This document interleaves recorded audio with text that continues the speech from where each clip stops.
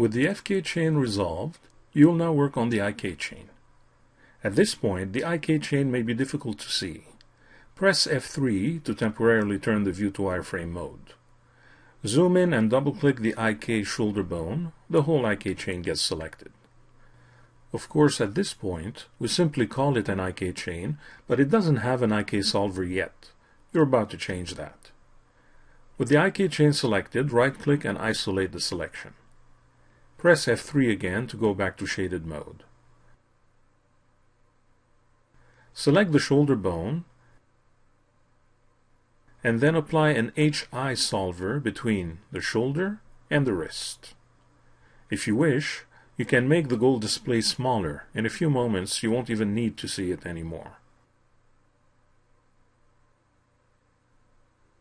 Next, you need to create a controller to manipulate the IK solution. You can certainly create a shape similar to before, that of the 3-ring controller. However, you can also go in another direction to differentiate it from the FK controllers.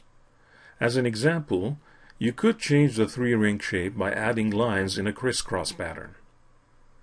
You will need 3D snap mode to be set in endpoint or in vertex mode for this to work well.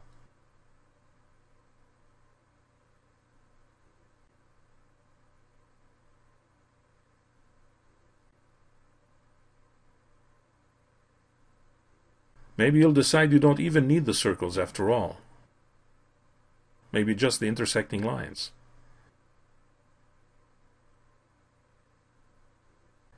When you're happy with the shape, align it to the wrist knob, pivot to pivot, in position and orientation. If you need to scale it, always do so at a sub-object level. You may need to temporarily bring the geometry into view to decide on the scale factor.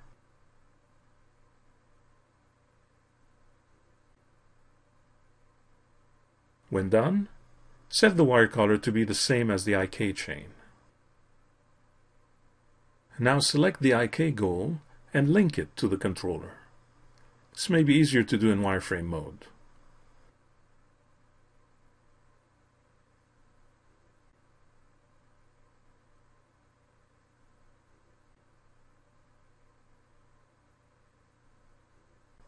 Always remember to name your objects properly. Name the controller Zombie Left Hand IK Control. In fact, do not forget to rename the goal adequately as well. Name it Zombie Left Hand IK Goal.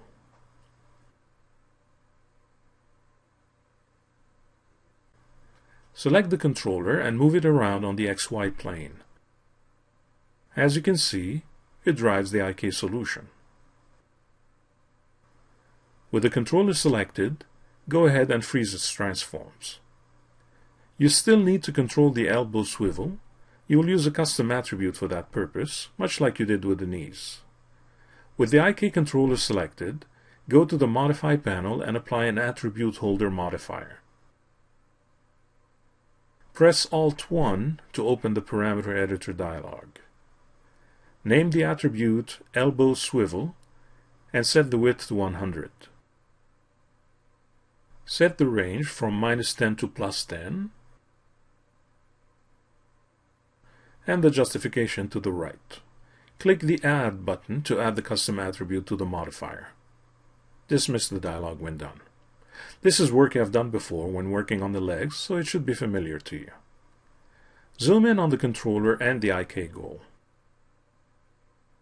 Open the Reaction Manager. Click the Add Master icon and then click the controller in the scene.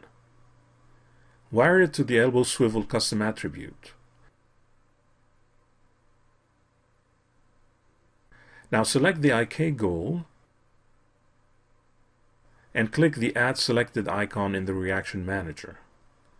Wire it to the swivel angle value. Add 2 new states. Set them in such a way to get a 90-degree swivel angle when the custom attribute is at 10 and a -90-degree angle when it's at -10. Close the Reaction Manager dialog when done. Select the controller and move it around, and then test the Custom Attributes properties. Be sure to reset the controller's transform to 0 to go back where you started. Exit Isolate mode. You now have manipulators to control the FK chain and the IK chain. However, neither of these two chains is affecting the character's geometry. The geometry is skinned to the gray bones that still need to be blended in IK-FK modes. Before you get to that, however, there's one more controller that is needed, one to handle the clavicle. Whether you lift the arm using IK or FK, you still need to compensate with the clavicle, otherwise you get a pretty bad and unnatural motion. If you made transform changes to the various controllers, select them and reset them to 0. In the next movie, you set a controller for the clavicle.